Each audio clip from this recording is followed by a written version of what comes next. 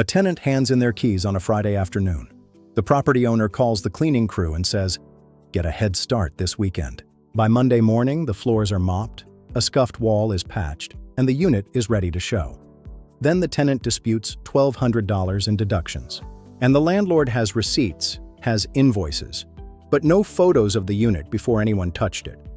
Under California law, that documentation gap is now a legal problem. We manage rentals in Oakland, Berkeley, Emeryville, and the East Bay, and what I just described is exactly the scenario that Assembly Bill 2801 was written to address. AB 2801 amended California Civil Code Section 1950.5, the Security Deposit Statute, to make photo documentation a legal requirement, not just a best practice. It took effect in two phases: April 1st, 2025 for move-out and post-repair photos, and July 1st, 2025 for move-in photos on new tenancies. If you're a California landlord, this is for you.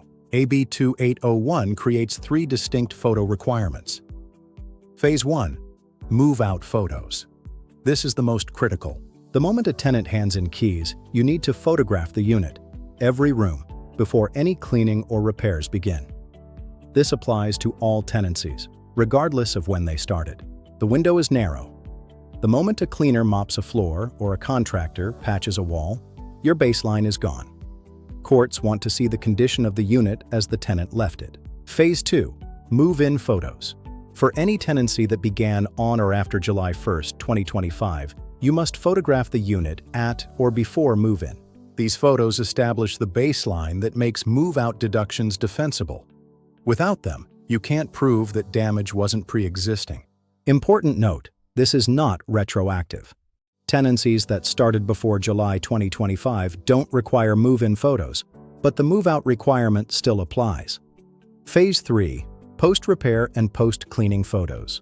Anytime you make a deduction, you need before and after photos of the specific work. An invoice alone isn't enough.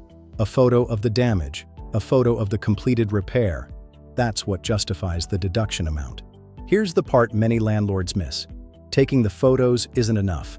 You have to deliver them. All photos must be sent to the tenant alongside the itemized statement. All photos must be sent within 21 calendar days of move-out. You can send them by mail, by email, or by a shareable link. A Google Drive folder or Dropbox works fine. What doesn't work? Video. The statute specifically requires photographs. Video alone does not satisfy the requirement. And keep proof of delivery: a sent email, a tracking number, a link share confirmation. If it's disputed, you want a record. At all East Bay properties, we updated our move-out protocol before the April 2025 effective date. When keys come in, they're logged with a timestamp. A property manager completes a room-by-room photo walkthrough within 24 hours, before any vendor sets foot in the unit. Photos go straight into AppFolio with the date and address embedded. Vendors aren't called until the walkthrough is confirmed complete. We've had prospective clients come to us after losing deposit disputes they should have won. Not because the damage wasn't real, but because no one photographed it before the cleaning crew arrived. The fix is simple. The habit is the hard part. If you want the full breakdown, the exact legal requirements, an AB 2801 compliance checklist, and how Oakland's RAP mediation process works, the link is in the description. And if you own rental property in the East Bay and want to know how we handle documentation across your portfolio, reach out. We're at alleastbayproperties.com.